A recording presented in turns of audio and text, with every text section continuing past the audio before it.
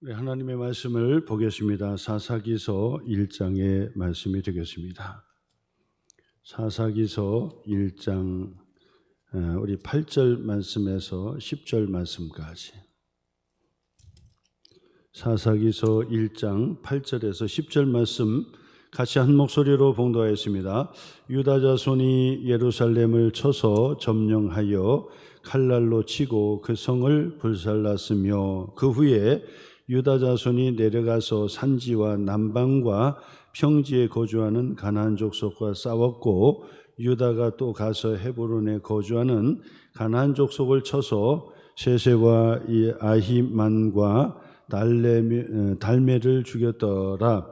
헤브론의 본 이름은 기럇 야르바였더라. 아멘. 오늘도 말씀을 통해서 같이 함께 은혜를 나누도록 하겠습니다. 모세오경을 마치고 여호수아서의 말씀을 우리가 마치고 사사기서의 말씀에 들어가기 시작했습니다. 모세오경은 창세기, 출애굽기, 레위기, 민수기, 신명기, 그렇죠? 모세오경, 모세 시대 때 쓰여졌던 책이 바로 모세오경, 모세에 의한 저작이다 그렇게 이야기합니다. 이것은 바로 율법의 뿌리와 같은 것이죠. 그래서 예수님께서도 율법과 선지자의 강령이니라 했을 때 율법서, 선지서 그러잖아요. 그러니까 모세오경이 구약의 성경 중에서도 가장 중요한 뿌리에 해당이 되는 말씀이 바로 되겠습니다. 그래서 모세오경 그 말씀을 꽉 잡으셔야 돼요. 이것이 성경의 이 뿌리와 같은 것이기 때문에 요 말씀에서 다 파생돼 가지고 줄기가 그 다음에 잎이 피고 꽃이 피고 열매를 맺게 되는 그런 성경에 활짝 피는 나무가 되는 겁니다. 그래서 모세오경을 기억하시고 모세오경이 맞춰지면 여호수아 아시죠? 모세의 후계자 바로 후임자였던 여호수아.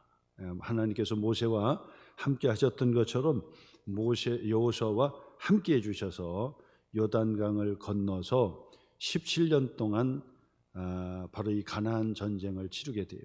그래서 중부 지역 아시죠?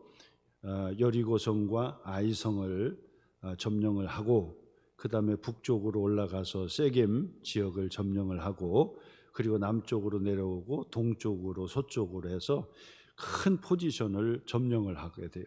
그리고 나서 여호수아는 하나님 앞에 부름받게 됩니다. 110살에 여호수아가 부름을 받게 돼요. 마지막 유언의 말씀을 다 끝마치고 그리고 이스라엘 백성들에게 맡겨지게 되는데 그 다음부터는 모세와 여호수아 같은 아주 특출난 그런 지도자가 서지를 않았어요. 그것은 바로 12지파가 땅 분배를 받고 같이 협력해서 하나가 되고 그리고 흩어져서 지파 공동체로 세워지는 거예요. 이것이 바로 12지파 공동체 시대다 그렇게 이야기합니다. 12지파 공동체 시대다. 그래서 그 12지파 공동체 시대는 바로 왕이 세워질 때까지, 그렇죠? 왕이 세워질 때까지 누구죠? 최초의 왕이 바로 사울 왕, 다윗 왕, 그리고 왕국 시대가 시작이 되잖아요. 그때까지가 한 350년 정도 되는데 그때를 12지파 공동체다 그렇게 얘기합니다. 다른 말로 하면 사사시대다 그러죠. 사사시대. 그래서 사사시대, 사사기 그러면 여러분 금방 생각하셔야 돼요.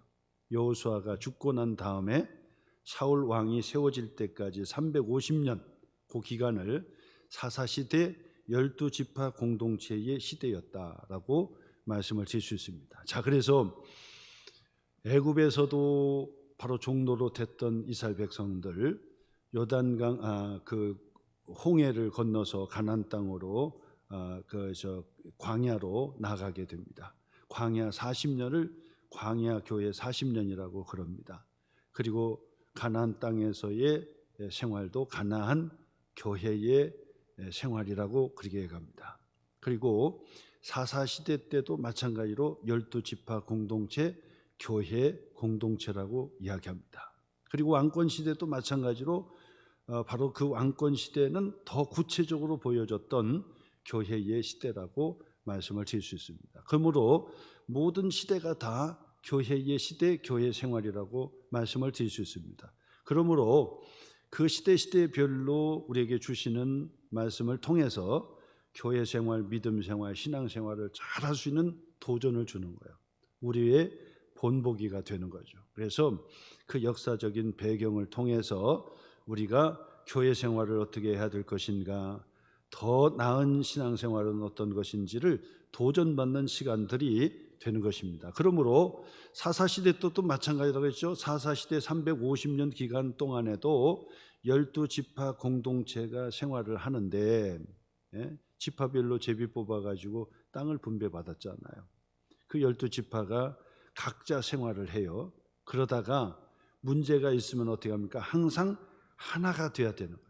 하나가 되었다가 12지파로 흩어지고, 흩어졌다가 다시 하나가 되고, 하나 됐다가 흩어지고, 바로 그걸 잘해야 돼요. 그러니까 교회 생활도 이 두 가지를 잘 하셔야 돼요. 두 가지를. 뭘 어떻게 해야 된다? 하나가 될 때는 하나가 되고, 그리고 12지파로 나눌 때는 또 나눠지고, 나눠졌다가도 하나가 되고, 하나가 됐다가도 나눠지는 거예요. 이 두 가지를 잘 하셔야 되는 거예요. 신앙생활을 잘하고 교회 생활 잘하는 것은 바로 이것을 잘하는 거예요.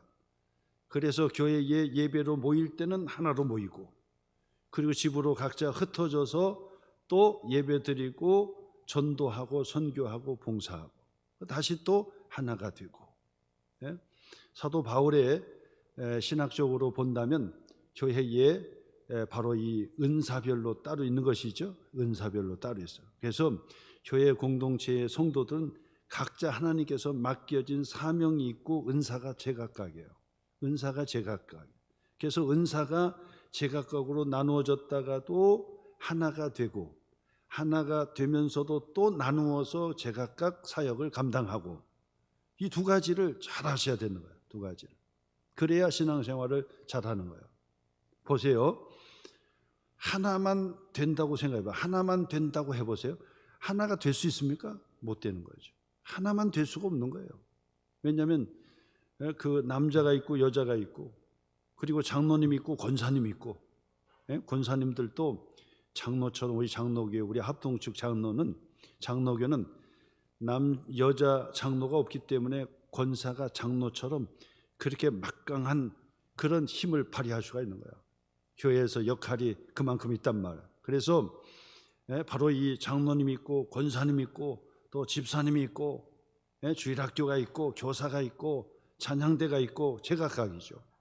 그래서 자기에게 맡겨진 그 역할대로 제각각 잘하는 거예요. 그러다가 하나가 될 때는 또 하나가 되고, 그리고 나누어서 사역을 할 때는 또 나누어서 하게 되고, 요것을 잘해야 되는 거예요. 그래서 12지파 공동체도 마찬가지. 12지파별로 흩어져서 제각각 생활하다가 무슨 일이 있고 하나가 돼야 된다면 하나가 되고, 하나가 돼야 돼.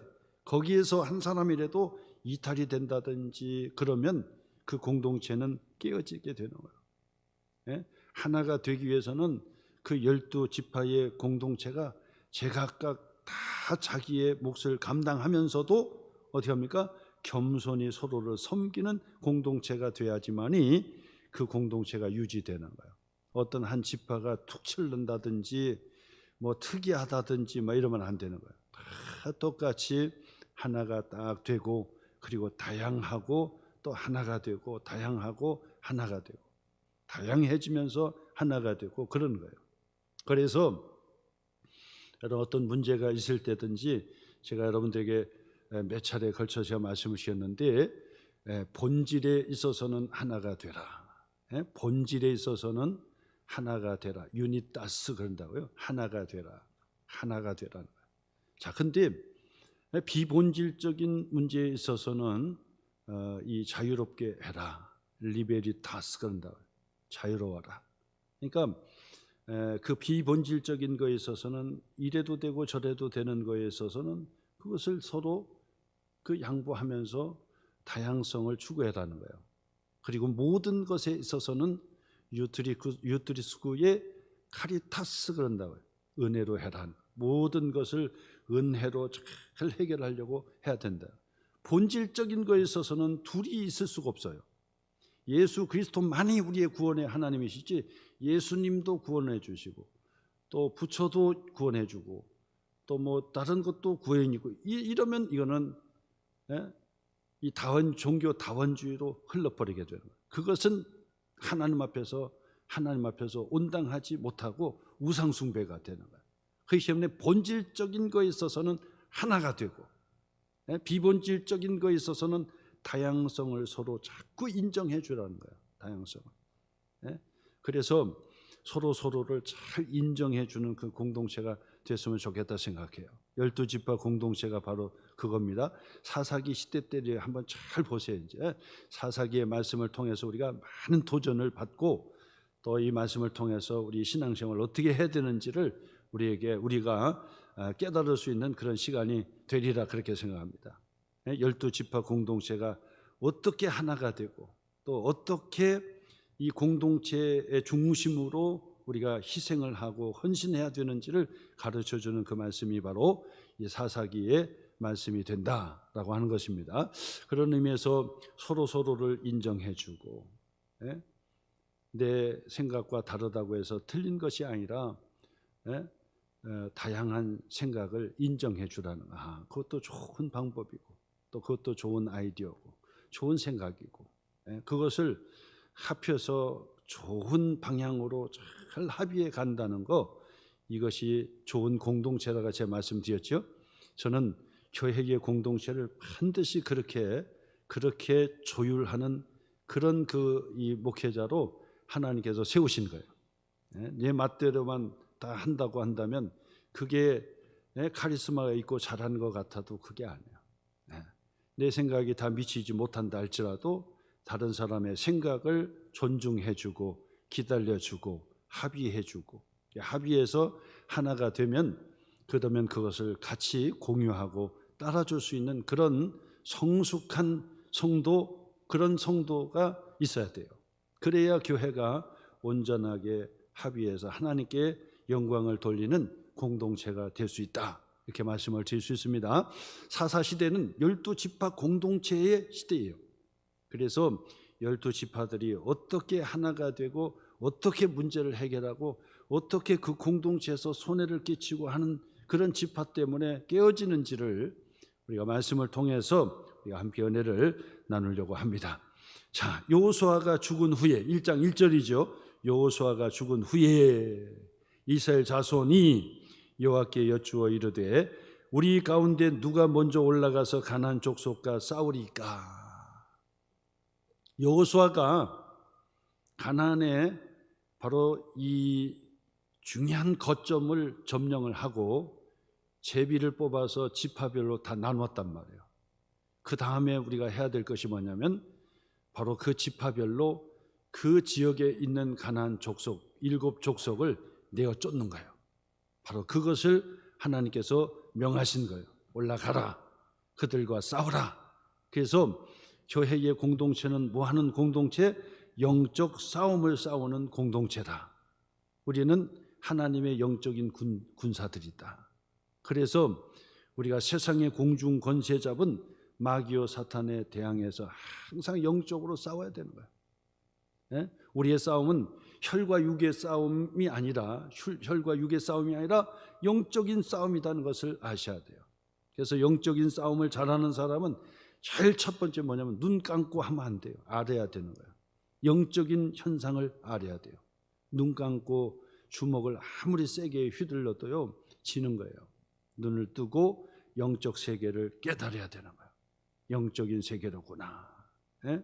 그것을 반드시 여러분 기억하셔야 돼요. 신앙생활하는 믿음의 생활하는 사람들은 반드시 그거 영적 싸움에 지면 안 돼요. 같이 그냥 눈에 보이는 것 때문에 싸우고 막 그러면 그건 지는 거예요. 마귀가 가장 좋아하는 거예요. 그렇기 때문에 영적 싸움을 싸우는 자는 영적인 것을 가만히 볼 수 있어야 돼요. 이것을 영분별이라 그러잖아요. 영적 분별력을 가지고 싸움에 임해야 돼요. 잘 아셔야 돼요. 그러면서 이게 마귀 사탄이 좋아하는 거로구나. 마귀 사탄이 바로 우리에게 그 부추기는구나. 틈을 내어줘서는 안 되겠다. 그렇게 생각하시고 영적 싸움을 잘 싸우셔. 예수 그리스도 안에서 우리 하나님의 자녀된 믿음의 축복의 삶을 살아내는데 대적하라. 영적 싸움은 대적하라. 예수님의 이름으로 대적하는 거예요. 미움의 마음을 주면 바로 그 예수님의 이름으로 대적해서 쫓아내야 돼요. 시기 질투의 마음이 있어도 쫓아내야 되는 거예요. 마음의 우울한 마음도 힘든 마음도 다 쫓아내야 되는 거예요. 그래서 바로 영적으로 마귀와 사탄의 그 세력을 쫓아내고 바로 우리가 제비를 뽑았던 하나님께서 우리에게 허락해 주신 바로 그 땅에서 가나안 족속들을 어떻게 해요? 쫓아내요. 이게 영적 싸움이에요. 쫓아내야 되는 거예요. 쫓아내지 않으면 안 돼요. 반드시. 그래서 영적 싸움에 바로 마귀와 사탄을 쫓아내라. 우울한 마음도 쫓아내라. 두려운 마음도 쫓아내라. 근심 걱정하는 마음도 쫓아내라는 거예요. 그래 영적 싸움의 승리자가 되는 것이다. 하나님의 자녀된 큰 축복은 항상 영적 싸움을 계속해서 싸워야 돼요. 언제까지요? 주님이 다시 오실 때까지. 주님께서 우리를 부르시는 그날까지 영적 싸움을 늦추면 안 되고 항상 영적 싸움을 하셔야 된다 그 얘기예요. 그래서 지금 하나님께서 바로 이스라엘 백성들에게 올라가라. 그래서 오늘 성경의 3절 말씀 보니까 2절 말씀 볼까요? 여호와께서 이르시되 유다가 올라갈지니라. 유다가 올라가라. 제일 첫 번째로 이 사사기의 역사의 제일 첫 번째로 유다가 전쟁을 제일 먼저 치르게 되는 것을 보게 돼요.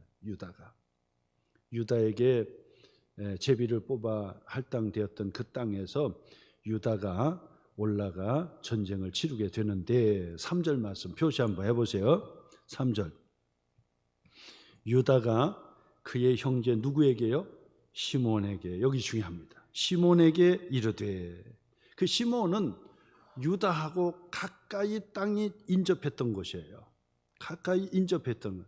자, 그래서 12지파가 흩어져 있지만은 바로 옆에 아래 위에 지파가 유다 지파하고 시몬 지파가 둘이 함께 싸우자 그래요. 함께 싸우자. 이런 정신이에요. 이런 정신. 우리가 영적으로 승리하는 비결은 뭐냐면 반드시 동역자가 있어야 돼요. 동역자 없이 혼자 신앙생활을 한다? 어려워요. 구원은 혼자 믿음으로 예수님을 영접해서 하나님의 자녀가 되지만은 하나님의 자녀는 혼자 사는 게 아니에요. 반드시 동역자가 필요해요. 동역자가. 그래서 교회 생활을 하게 되는 거고 교회 생활에 있어서도 반드시 동역자의 손을 잡아줘야 돼요. 그래서 장로님이나 권사님들은 집사님들의 손을 반드시 잡으셔야 돼요. 이게 동역자가 되어줘야 돼요. 우리가 함께 싸우자 그렇게 하셔야 돼요. 함께 싸우자. 손을 잡고 함께 싸우자. 뭐하고 싸워요? 불안한 마음을 쫓아내기 위해서 싸우고 두려운 마음을 쫓아내기 위해서 싸우고 세상에서 의기소침할 수밖에 없는 그런 마음에서 싸우고 내쫓고. 오전에도 제가 말씀을 드렸지만은 이 통계적으로 보니까 50%가 넘다는 거예요. 외롭고 그리고 우울하다는 거예요. 오늘 그 매일 성경의 기도의 제목에서도 나오더라고요. 저 카나다 그쪽 지역의 목사님들도 이 우울하다는 마음이 30%가 넘다는 거예요. 30%가. 그러니까 목사님들도 막 힘든 거예요. 뭐 한국의 목사님들 뭐 조사는 안 해봐가지고 잘 모르겠지만은 그러나 교회 공동체도 거의 50%는 아니어도 47%라고 벌써 수치가 나왔어요. 그러니까 교회 생활을 하고 있는데도 불구하고 외롭고 우울하고 힘들다는 거예요. 이것이 통계예요. 그래서 2024년 새해의 트렌드가 뭐냐? 외로운 문제를 해결해야 된다. 교회가 외로운 문제를. 그게 트렌드예요. 그게 트렌드. 그러면서 물었어요. 그러면 도대체 어려운 문제를 어떻게 해결할 수 있는가 했을 때 본인이 기도하고 예배 드리고 하는 것도 중요하지만은 중요한 것은 뭐냐면 같이 동역자로 묶어주라는 거, 묶어주라. 그것을 얘기한다고요. 그것을. 그렇기 때문에 교회의 장로님이나 권사님들은 다른 것보다도 가장 중요한 게 뭐냐면 성도님들의 손을 자꾸 잡아줘야 돼요. 자꾸 잡아줘. 동역자로 붙잡아줘야 돼요. 그것을 잘 하셔야 돼요. 동역자로 붙잡아줘야 돼요.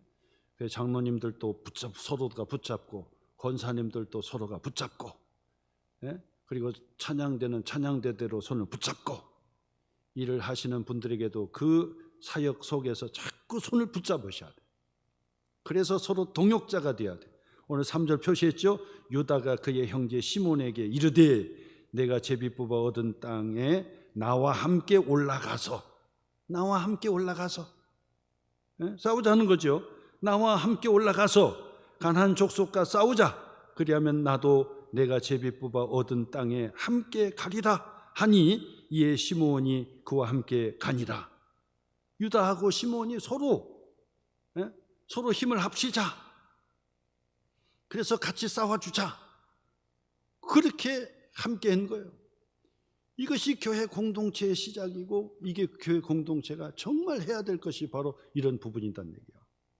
그래서 여러분 서로의 손을 자꾸 붙잡고 그 다음에는 서로 연락도 자꾸 하고요. 그러면서 우리 소망 카페 있잖아요. 주빌리 카페 있잖아요. 그러니까 평일날도 여러분들이 그냥 만나자고 해야 돼요. 밖에서 만나면 뭐 밥값 들고 또 커피값 들잖아요. 그거 다 필요 없어.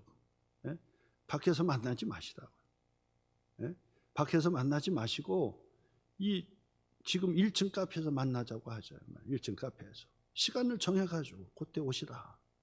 그래가지고 오시면은 거기 보세요. 녹차 담궈가지고 딱 놓으면 일반 커피숍에서는 다 3,000원, 4,000원, 허브 들어가면 5,000원, 막 6,000원 막 이래요. 어디 거기 갈 필요 뭐 있어요? 얼마나 감사합니다. 그러니까 반드시 여기로 모여요. 그것도 점심때가 된다 그러면은 식당 가지 말고 식당으로 가가지고 막 그렇게 하지 마시고 그냥 백반 백반 좀 너무 했나? 뭐가 김밥 2줄 사가지고 와가지고 같이 드시면서 같이 얘기해요. 얼마나 힘든지 몰라요. 지금 여러분 다 말을 못해서 그렇지 다 말 못해요. 저한테는 얘기하지만은 다 말 못하잖아요. 다 못해. 그렇기 때문에 그냥 다 행복하게 다 그냥 그렇게 사는 것 같아도 다 힘들어요. 힘들어. 그러니까 집사님, 권사님 만납시다. 그것도 시간도 얼마나 많아요. 일주일 동안 그 시간을 정해요. 그래서 며칠 날 몇 시 정도에 만나면 어떨까요? 그렇게 만나. 그 오면은 오셔가지고 녹차 하나 담그고 아니면 커피도 한번 빼드리고, 예? 그렇게 해가지고 같이 얘기를 하는 거예요. 같이 얘기해야 돼. 같이 얘기하고 같이 기도도 나누고 기도 제목도 나누고 또 같이 또 손 잡고 기도도 하고 그렇게 하셔야 돼요. 12지파 공동체는 같이 하나가 돼야 돼요. 같이 하나가. 동역자가 돼야 돼요. 동역자가. 그래서 동역자가 하나가 돼가지고 하니까 기쁨이 되고 은혜가 되고 기도 응답 받게 되고 또 문제 해결되고 막 그래야 되는 거예요. 예? 이것을 하셔야 돼요. 이제 우리 권사님들도 이제 임원회 조직해가지고 시작하잖아요. 얼마나 감사해요. 예? 교회의 기둥과 같잖아요. 어머니와 같은 그런 조직 아닙니까? 그러니까 권사님들도 이제 금요일 날 나오셔서 이제 기도한다 그러니까 얼마나 감사해요. 그때 권사님들 다 그냥 나오셔요. 훌훌 털고 나오시라고. 집에 뭐 7시 이후에 뭐 TV 보고 있으면 뭐 해요? 나오셔야지. 나오셔가지고 같이 기도해요. 기도도 나눠요. 기도도 나눠. 네, 이런 기도가 있습니다. 저는 기도가 있습니다. 나누시고 그다음에 교회적으로도 문제가 있을 때 중보기도가 필요하면 제가 그 권사에다가 올려주잖아요. 그러면 그 기도 제목 가지고 합심해서 같이 기도하고 예? 그렇게 해서 권사님들도 또 모이고, 그것도 아니면 또 평일날도 또 각자 또 연락을 해요. 연락을 해서 모여가지고 기도하고. 우리 소망교회는 평일날도 보면은 집사님, 권사님 할 것 없이 늘 왔다가 기도하고 가셔요. 왔다가 기도하시는 분, 계속 꾸준히 기도하시는 그런 분들이 계시잖아요. 얼마나 감사한지. 그렇게 해야 돼요. 그렇게 여러분들이 자꾸 불러내죠. 지금은요, 신방을 가는 거 그렇게 다들 좋아하지 않는다고 그래요. 사실 그렇죠. 특히나 뭐 신방 간다 그러면 치워야 되고 불편하고 막 그러잖아요. 그래서 보통은 요즘은 저 신방 그렇게 특별히 원할 때는 그 신방을 하지만은 그렇지 않을 때는 여러분들이 교회에서 저하고도 우리 사모하고도 만날 때도 여러분들이 교회에서 만났으면 좋겠습니다. 그리고 시간을 정하셔요.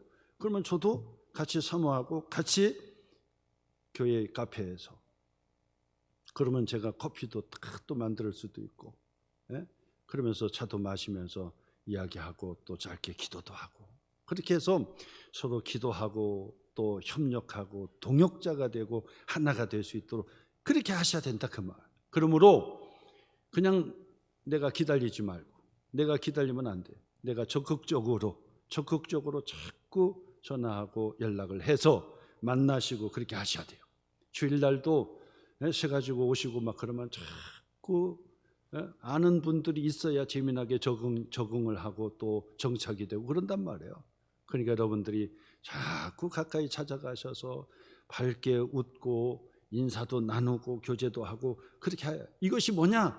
영적 싸우자는 거예요. 유다가 바로 시몬 그 지파에게 야 우리 같이 함께 나가자라고 했던 것처럼 바로 이 동역하는 것이 영적 싸움이에요. 영적 싸움.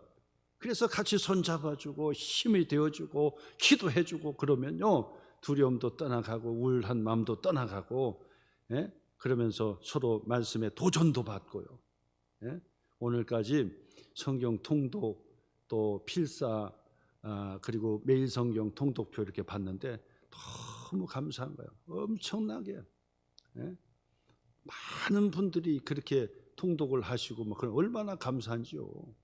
제가 메모를 다 했는데 많은 분들이 그렇게 하시잖아요. 얼마나 감사해요. 조지 휴필드의 신앙 체크도 막 다 쓰셔가지고 내고 막 하나님께서 기쁘게 받으시는 거예요. 얼마나 감사합니까? 여러분 바로 새해를 시작하면서도 바로 그런 것을 해야 돼. 서로 도전해야 돼. 서로 도전. 그래서 저에게도 간증해요. 목사님 성경을 통독하고 있는데 너무 감사하고 너무 좋다고 그래요. 그리고 새벽에도 이 설교를 영상으로 이렇게 듣고 막 그러신 분들은 너무 감사하다고 그래요. 목사님이 큰 그림으로 성경을 딱딱 집어주니까 너무 감사하다고 그러면서 이 성경에 보는 눈이 열리기 시작한다고 막 그렇게 저에게 막 인사하고 그런다고. 그러니 얼마나 감사합니까? 하나님의 말씀에 눈이 확 열려가지고 하나님의 말씀에 은혜를 받고 막 그러니까 얼마나 감사합니까? 그거 해야 돼. 자, 그래서 유다와 시몬이 함께 동역해서 우리가 올라가자. 우리 지파, 우리 저 제비 뽑은 지역에서 우리가 승리하고 난 다음엔 너의 지파 땅으로 가가지고 같이 또 싸워줄게. 같이 동역하면서 기도하는 거예요. 자, 그랬더니 예루살렘과 헤브론을 그들이 차지했다는 것이 바로 8절부터 한번 읽어보겠습니다. 8절 유다 자손이 예루살렘을 쳐서 점령하여 칼날로 치고 그 성읍을 불살랐다. 영적 싸움에서 이겼다는 거예요. 물리쳤다는 거예요. 물리쳤다. 뭘 물리쳤다? 가나안 족속을 물리쳤지만은 예루살렘에서 가나안 족속을 물리쳤지만은 지금으로 영적 싸움으로 지금으로 본다면 뭐죠? 우울한 마음도 물리쳤다는 거예요. 두려운 마음도 물리쳤다는 거예요. 염려 근심되는 그런 마음도 물리쳤다는 거예요. 불안한 마음도 물리쳤다는 거예요. 마귀 사탄도 물리쳤다, 대적하고 물리쳤다는 거예요. 바로 그 싸움의 영적 싸움의 승리를 보고하는 겁니다. 9절이요. 그 후에 유다 자손이 내려가서 산지와 남방과 평지에 거주하는 가나안 족속과 싸웠고, 유다가 또 가서 어디에요? 헤브론에 거주하는 가나안 족속을 쳐서 어떻게 해요? 셰세와 아이만과 달메를 죽였더라. 헤브론의 본 이름은 기럇 야르바였더라 하면서 헤브론 그 지역에서도 다 쫓아내고 이겼더라는 거예요. 여러분, 우리의 심령 속에 쫓아내야 될 영적인 가난 족속들이 있어요. 우리 속에 마귀 같은 것들이 있다. 그만 마귀가 역사하는, 마귀가 씨 뿌려 놓은 것이 있어요. 아주 쓴 뿌리로 우리 속에 아주 심어놓은 아주 독소와 같은 그런 그 나무들이 있다 그 말이에요. 뽑아내야 돼요. 뽑아내야 됩니다. 뽑아내야 돼요. 시기 질투한 마음도 착 뽑아내서 막 뒤집어서 버려야 되고, 어렸을 때부터 상처받았던 것도 그냥 끄집어내서 버려야 되고. 그래서 우리 속에서 정말 하나님의 자녀로 기뻐할 수밖에 없는 그 밭을 만드셔야 된다 그 말. 감사할 수밖에 없는 그런 밭을 만드셔야 돼요. 우리의 마음을 기경을 해야 돼요. 막 뒤집어 엎어야 돼요.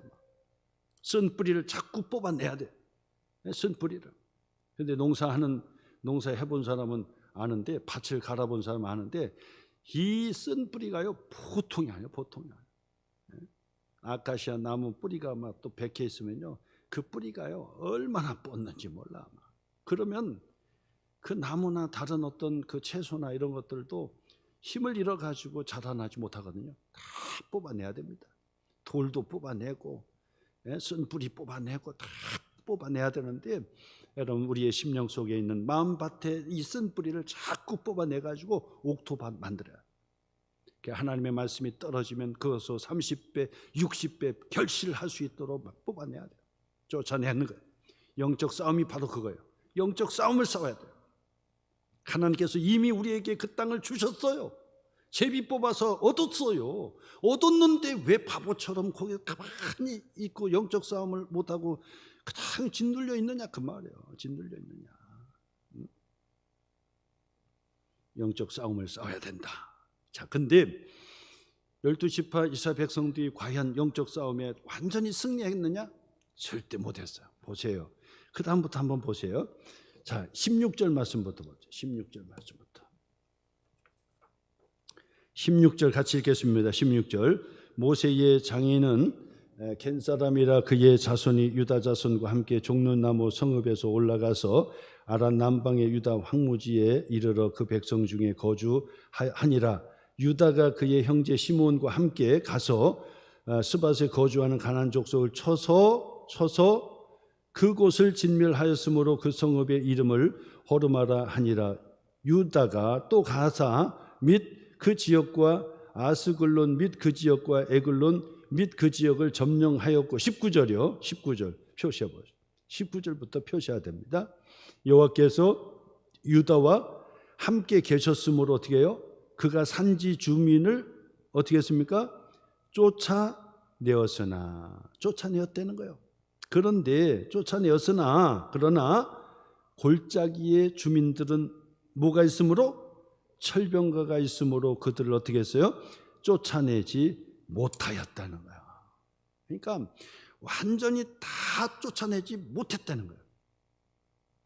그러니까 신앙생활에 있어서 바로 우리 속에 쓴 뿌리, 우리 속에 영적인 가나안 족속들이 막 그냥 우상과 같은 것들이 그냥 우리 속에 박혀 있는데, 이거 다 뽑아내야 됩니다.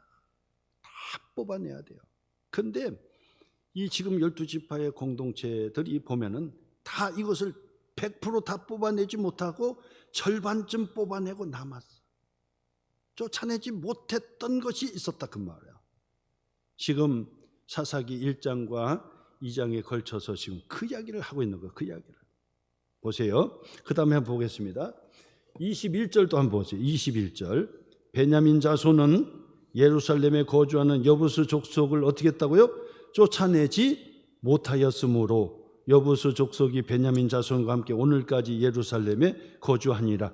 베냐민 자손이 어떻게 했다고요? 쫓아내지 못했던 곳이 있었다는 거예요. 그 다음 보세요. 또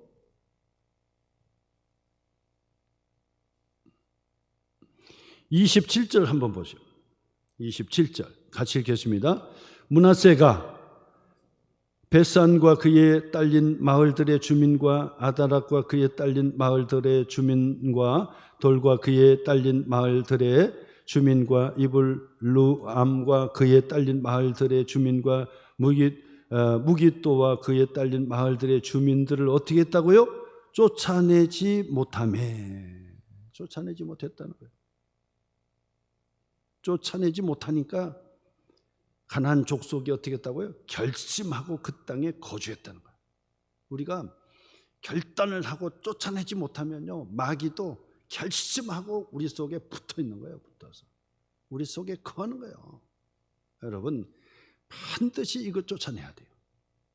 반드시 우리가 쫓아낼 것이 있어요. 영적으로 싸워야 될 것이 있어. 반드시 쫓아내고 불태워버려야 돼요. 그거 못하면 안 됩니다. 그 다음에 38절 또 표시해 보시고 또 뭐 했다고요? 이스라엘이 강성한 후에야 가나안 족속에게 노역을 시켰고 뭐 하지 못했다고요? 다 쫓아내지 아니하였더라. 못하였다가 아니라 안 하였다는 거예요. 쫓아내지 아니했다는 거예요. 못했다는 것이 아니라 안 했다는 거예요. 그 다음에 29절도 마찬가지죠. 에브라임 게셀에 거주하는 가나안 족속을 어떻게 해요? 쫓아내지 못하며. 30절이요? 또 표시해 보세요. 30절. 스불론은 기드론 주민과 나알롯 주민을 어떻게 해요? 쫓아내지 못하였으므로. 31절이요? 주민을 쫓아내지 못하고. 32절이요? 그들을 쫓아내지 못하며. 33절이요? 납달리는 베세메스 주민과 베다낫 주민을 어떻게 해요? 쫓아내지 못하고. 쫓아내지 못하고. 그랬더니 34절 보니까 보세요. 반대죠. 아모리 족속이 단 자손을 어떻게 해요? 산지로 몰아넣고 골짜기에 내려오기를 용납하지 아니했다는 거예요. 그러니까 오히려 이 단 지파 같은 경우는 아모리 족속이 몰아냈다는 거예요. 몰아냈다는 거예요.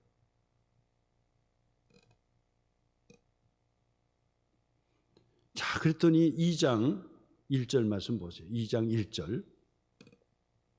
2장 1절에서 5절 말씀까지 볼 텐데 한번 좀 표시해 보시고 2장 1절부터 보겠습니다.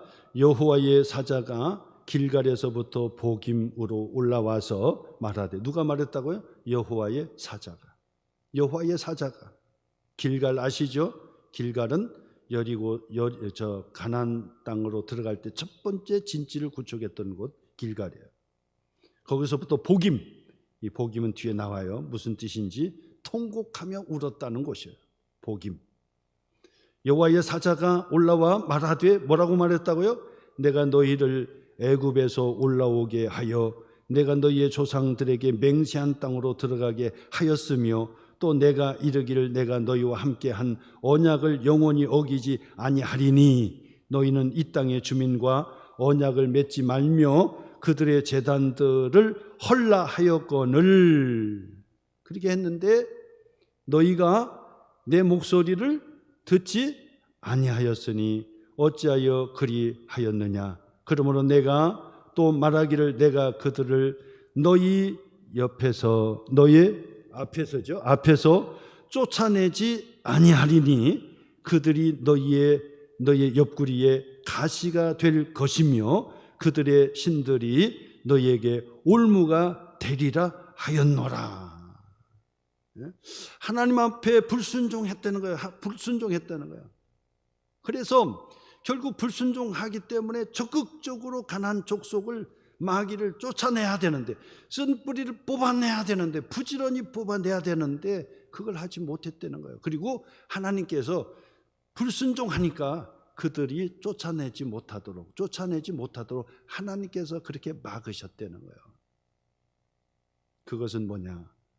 바로 그들은 너희의 옆구리에 가시 노릇한다. 옆구리에 가시요. 옆에서 찔러주는 거예요. 그래서 우리가 신앙생활하면서 옆구리가 쑤시고 아파요. 네? 가나안 족속을 쫓아내지 못했기 때문에. 왜 우리가 믿음 생활하고 기뻐해야 되는데, 기뻐해야 된다는 거 아는데도 불구하고 늘 힘들고 어려울까요? 영적 싸움을 싸우지 못하기 때문에, 쓴 뿌리를 뽑아내지 못했기 때문에 그런 거예요. 왜 우리가 사랑해야 된다, 시기 질투하면 복을 받지 못한다고 하는데도 불구하고 늘 시기 질투의 마음이 들까요? 영적 싸움을 하지 못하기 때문에. 다 쫓아냈다고 생각했는데 덜 쫓아낸 거예요. 아직도 남아있는 거예요. 아직도. 네? 뻔히 알면서도 쫓아내지 못했기 때문에 그 가나안 족속이 길을 쓰고 결심하고 우리 속에 붙어 있는 거예요. 옆구리에 가시 노릇하는 거예요. 그래서 늘 아파요. 늘 힘들어요. 그리고 그들의 신들이 우상이죠. 그들의 우상이 너희에게 올무가 되리라 하였노라. 올무요. 우리가 항상 형통한 하나님의 축복, 하나님의 말씀에 묵상하면 하나님께서 형통의 복을 주시는데, 어떤 형통이요? 시냇가에 심겨진 나무처럼 하나님께서 형통의 복을 주신다는 거예요. 근데 왜 형통하지 못할까요? 왜 올무가 될까요? 왜 자꾸 하는 것마다 막힐까요? 마귀가 그러는 거예요. 쫓아내지 못한 마귀가. 다 쫓아내지 못한 가나안 족속들이 늘 옆구리에 가시 노릇하고 울무 노릇하는 거예요. 그래서 여러분, 하나님께서 우리에게 주신 것은 이미 주신 하나님의 축복의 그 은혜가 우리 속에 다 있어요. 근데 그 은혜에 100% 기뻐하지 못하고 형통한 축복을 누리지 못하는 이유는 다른 거 없어요. 자꾸 막히고 하는 일마다 막히고 힘들고, 그것은 우리가 다 쫓아내지 못했던 가나안 족속이 이스라엘 백성들에게 있었던 것처럼 우리에게도 우리 속에 쓴 뿌리가 계속 남아있는 거예요. 쓴 뿌리가. 그거 없애야 돼요. 쫓아내야 됩니다. 다 쫓아내야 돼요. 그래서 저도 기도할 때마다 그런 기도를 해요. 하나님, 이 마음속에 있는 쓴 뿌리를 다 뽑아주시옵소서. 교만한 쓴 뿌리를 뽑아주시옵소서. 성령의 불로 태워주시옵소서. 성령의 불로 씻어주시옵소서. 깨끗이 씻어내 주시옵소서. 예? 마음이 의심이 되고 마음의 우울한 마음, 그거 다 불태워 주시옵소서. 성령의 불로 태워주셔서 성령의 물로 씻어주세요. 그런 기도를 하나님 앞에 계속 하는 거예요. 저도 하나님 뽑아서 교만한 마음도 뽑아내가지고 태워주시옵소서. 예? 시기 질투한 마음도 뽑아서 태워주시옵소서. 미운 마음도 뽑아서 태워주시옵소서. 교만한 마음 뽑아서 태워주시옵소서. 그거 하셔야 돼. 그걸 우리 속에 마음밭이 막 옥토의 밭이 되도록 막 기경을 해야 돼. 기경. 아침에 씨를, 봄에 씨를 뿌리기 위해서 기경하듯이 막 뒤집어 엎어야 돼. 뒤집어 엎어야 돼요. 우리의 심령이 길가밭처럼 딱딱해. 딱딱. 이 길가야, 길가. 이게 밭도 아니야. 거기에다 씨를 뿌리는 건 바보 천치나 하는 거지. 그 길가처럼 그냥 맨들맨들한 이 돌가에다가 씨를 뿌려봤는들 그 씨가 땅에 뿌리를 바꿀 수 있겠습니까? 뒤집어 엎어야 돼. 뒤집어 엎어야 돼. 우리의 마음의 밭을 뒤집어 엎어버려야 돼요. 뒤집어야 돼. 그래서 썬 뿌리도 다 뽑아내고, 거기에 돌짝도 다 골라내고, 그래서 소프트한 옥토의 밭으로 막 만들어가지고 거기에 복음의 씨앗을 많이 뿌려야 돼. 뿌려야 돼. 그러면 30배, 60배, 100배의 결실을 하는 하나님의 형통의 축복을 받게 되는 것이다. 그랬더니 여러분, 이 하나님의 사자가 지금 이 얘기를 하고 있잖아요. 그러니까 4절 말씀부터 보죠. 4절. 여호와의 사자가 이스라엘 모든 자손에게 이 말씀을 이름해 백성이 어떻게 했다고요? 소리를 높여 울었다는 거예요. 소리 높여. 통곡을 했다는 거예요. 통곡을. 그러므로 그곳을 이름하여 복임이라 하고 그들이 거기서 여호와께 제사를 드렸다. 복임이 뭡니까? 통곡했다는 장소. 통곡했다. 이야, 우리가 다 쫓아내야 되는데 하나님의 말씀에 불순종하고 그냥 다 쫓아내지 못했어요. 다 쫓아내. 그럼 매일같이 쫓아내야 되는데 그걸 부지런하게 못한 거예요. 그것 때문에 올무가 되고 그것 때문에 옆구리에 가시가 돼가지고 더 힘든 거예요. 힘들어. 하나님의 형통의 복을 받기를 바랍니다. 이미 하나님께서 형통의 축복을 주셨어요. 이미 다 복을 주셨어요. 근데 그걸 복을 누리기 위해서는 반드시 하나님의 말씀처럼 우리 속에 쓴 뿌리를 자꾸 뽑아내고 성령의 불로 태워야 돼요. 성령의 불로 태워 주시옵소서. 안수 기도할 때도 막 그 소리 내서 그렇게는 않지만 속으로 그런데 하나님 이 죄의 근성을 다 성령의 불로 태워 주시옵소서. 성령의 불로 태워 주시옵소서. 그래서 그 죄악의 뿌리를 그냥 확 태워버려야 돼요. 그래야 이 죄악의 뿌리가 막 다 타서 없어져 버려야 그 사람이 자유롭게 막 활기가 차고 막 기쁨이 얼굴에 화색이 돌고 기쁨이 넘치고 감사가 넘치고 그러는 거예요. 그게 없으면요 그냥 마귀에 눌려져 가지고 막 우울하고 자기는 가만히 있는데 다른 사람 볼 때는 무서워요. 막 얼굴이 무서워. 풀어지지가 않는 거예요. 얼굴이 무서워가지고. 근데 성령의 은혜가 충만하면은 성령의 불로 태워지면은요 그러면 막 얼굴이 환하고 얼굴이 분홍빛 들고 환하고 예쁜 거예요. 그런 축복의 역사가 있기를 바랍니다. 오늘 이스라엘 백성들이 이 12지파 공동체 사사시대에 반드시 해야 될 게 쫓아내야 돼. 반드시 쫓아내야 돼. 이거 쫓아내지 않으면 안 돼요. 오늘 여러분 이스라엘 백성들이 앞으로 이 350년 동안 무엇하고 있는지를 한번 우리가 말씀을 통해서 배우게 되는데 오늘 여러분 다시 한번 새해를 시작하면서 여러분의 심령 속에 이미 다 하나님 복을 주셨어요. 형통의 복을 주셨어. 근데 왜 힘들까? 왜 길이 막혀요? 왜 막혀? 왜 하는 일이 안 돼요? 왜 안 될까요? 쓴 뿌리를 뽑아내야 돼요. 다 태워야 돼요. 성령의 불로. 그래서 주여 내 마음속에 성령의 불로 쓴 뿌리를 다 뽑아서 태워주시옵소서. 그래서 하나님 앞에 은혜의 축복의 역사가 있기를 주님의 이름으로 축원합니다.